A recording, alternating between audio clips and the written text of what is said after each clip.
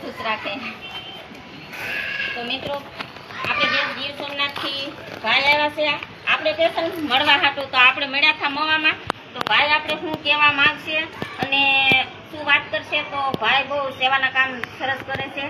તો આપણે ભાઈ જણાવશે વિડીયોમાં કે શું શું સેવાના કામ કરે છે. તો મિત્રો મારા વિડીયોમાં બિના રહેજો. તો ચાલો આપણે ભાઈ સાથે મુલાકાત કરશું અને વાત કરશું. મિત્રો આપણે ભાઈ સાથે વાત કરવાની છે. તો બહુ સરસ મજાના સેવાના કામ કરે છે. તો ભાઈ આપણે કહે છે તમને કે કેના કેના કામ કરે છે અને શું સેવા માટે કામ કરે છે. તો ભાઈ આપણે અત્યારે તો તમે આમ અહીંયા જ આવ્યા છે કે આપણે સ્પેશિયલ તમને મળવા માટે નથી. ખૂબ ખૂબ તમારો આભાર. તો તમને મળવા માટે અમે નીકળ્યા ઘેરથી કે માસીને જ મળવું જ છે.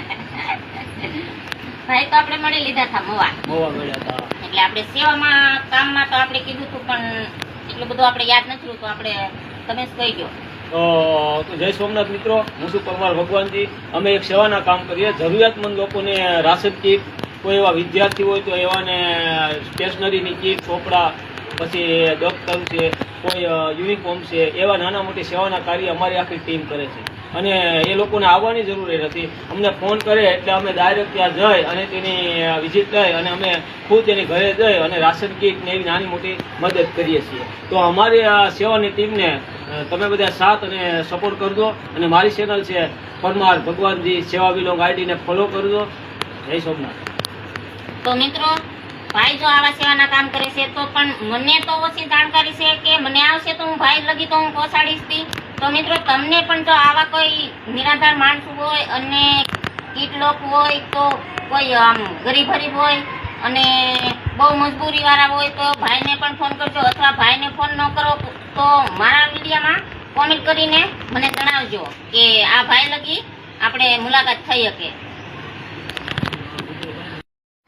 પછી તો ભાઈ આપણે ઘેર મહેમાન આવી ગયા ને આપણે તો બનાવી નાખી ચા. પછી બધાય ભાઈઓને આપણે તો મરવી દીધી ચાની સુસ્કી. કે તમારે ખાલી નાખી મોકલાવી જ નથી દેવાનું, તમારે રૂબરૂ જવાનું છે. રૂબરૂ જવાનું છે. એ માડી ને એક દીકરો, બહુ આમ દીકરો અપંગ છે ને માડી આમ કઈ હાલી કઈ એવા નથી. તો એને કોઈ કામી કોઈ ખોડાવે એવું નથી. અને એવા લોકોને તમે આમ સપોર્ટ કરશો ને તો નહીં તમારું આમ હાલી જશે. ભગવાનની દયા તમને ખાય ને એને એમ થઈ જાય કે અમારા ભગવાન આવી ગયા.